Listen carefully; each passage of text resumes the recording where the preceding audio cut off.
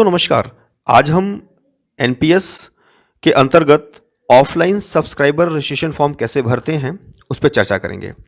सबसे पहली जो महत्वपूर्ण बात है, इस पेन को ब्लैक बॉल पॉइंट पेन से भरा जाना है और भरते समय ये जरूर ध्यान दें कि जो ब्लैक इंक है वो थोड़ी सी डार्क हो, जिससे फॉर्म में को जब स्कैन किया जाए तो जो इंक है वो लाइट ना हो। इस फॉर्म के अंदर जो भी डिटेल्स मैंडेटरी हैं उनके आगे स्टार का साइन बना हुआ है, तो इसको आप देखते हुए चलिए।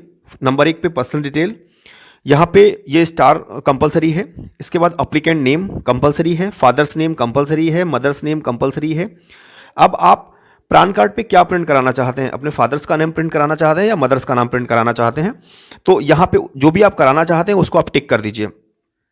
Date of birth is mandatory, place of birth is mandatory, country of birth is mandatory, gender mandatory, nationality mandatory, marital status जो भी आपका है वो आप यहाँ पे टिक कर देंगे। स्पाउस नेम, अगर आप मैरिड हैं तो उस कंडीशन में पैन जो है वो यहाँ पर लिखना कंपलसरी है। इसके बाद में आपका इनकम रेंज जो है वो आप यहाँ पे टिक कर देंगे, जो भी आपका इनकम रेंज होगा। प्रूफ ऑफ आइडेंटिटी में आप यहाँ पे अपना जो आधार कार्ड है उसकी लास्ट 4 डिजिट लिखेंगे। यहाँ पे बहुत क्लियरली मैं इस चीज़ को रिपीट कर रहा हूँ कि प्रूफ ऑफ आइडेंटिटी में जो प्रूफ ऑफ पोजीशन ऑफ आधार है उसके लास्ट 4 डिजिट आप यहाँ पे टाइप कर देंगे। एड्रेस डिटेल, जो आपका एड्रेस है उसको आप यहाँ पे कंप्लीटली फिल कर देंगे। Line number 1, 2, district, country, pin code is mandatory. Contact detail, यहाँ पे आप बहुत क्लियरली कॉन्टैक्ट डिटेल मेंशन करिएगा। कारण क्या है कि जो भी आपको एनएसडीएल से कम्युनिकेशन होगा, जो भी आपका डिटेल्स अपडेट होंगी एनपीएस प्राण अकाउंट के अंदर, वो आपको मोबाइल और ईमेल के थ्रू से उसका मैसेज आपको प्राप्त होगा। तो ये डिटेल्स जो हैं वो पूरा क्लियरली भरिएगा। बैंक डिटेल में आपका account type, bank account number, bank name and IFSC code is mandatory. ये सारी जो फिगर्स हैं, क्योंकि जो भी आपका कंट्रीब्यूशन, जब भी आप कभी इस अमाउंट से विड्रॉ करना चाहेंगे, आप कुछ पैसा इससे निकालना चाहेंगे या आपको फाइनल पेमेंट जो होगा वो आपके इन्हीं अकाउंट डिटेल्स में होगा, तो इनको आप बहुत क्लियरली मेंशन करिएगा।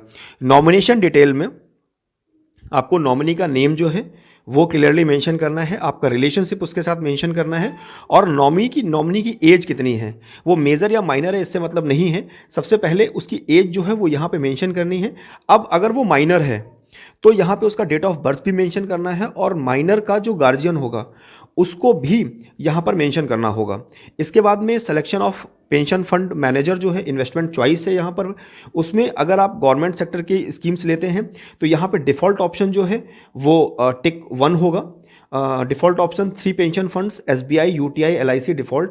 अगर आप किसी अदर फंड मैनेजर के साथ जाना चाहते हैं तो नीचे जो फंड मैनेजर दिए हुए हैं, 10 फंड मैनेजर दिए हुए हैं, इनमें से कोई एक फंड मैनेजर आपको टिक करना होगा। इन्वेस्टमेंट चॉइस में आपका एक्टिव चॉइस जो है वो 100% गवर्नमेंट सिक्योरिटीज़ में जाता है, और जो ऑटो चॉइस है उसमें कंजर्वेटिव और मॉडरेट इस तरीके से होता है। तो जो भी आपको इन्वेस्टमेंट चॉइस भरनी है वो आप यहाँ पे क्लियरली मेंशन कर दीजिएगा, लेकिन एक ही चीज़ टिक होगी क्योंकि वहाँ पे स्पेशली लिखा हुआ है प्लीज़ टिक 1। इसके बाद में हम आते हैं टियर 2 जो है वो आपके ऊपर डिपेंड करता है कि आप एक्टिवेट कराना चाहते हैं नहीं कराना चाहते हैं, इसको आप ब्लैंक छोड़ देंगे। कॉलम नंबर 9 है foreign account tax compliance act. इसके अंदर इसका डिक्लेरेशन होना बहुत ज़रूरी है कि आप यूएस पर्सन हैं कि नहीं है, तो यहाँ पे सब लोगों के लिए नो आएगा। और इसके बाद यहाँ पे नीचे जो दिया हुआ है signature oblique thumb impression of applicant, इस जगह पे आपको अपना जो सिग्नेचर है वही करना है रनिंग हैंड राइटिंग में। इसको बोल्ड लेटर्स में नहीं लिखना है, इसको सिग्नेचर जो जब भी होते हैं तो हमेशा रनिंग हैंड राइटिंग में होते हैं।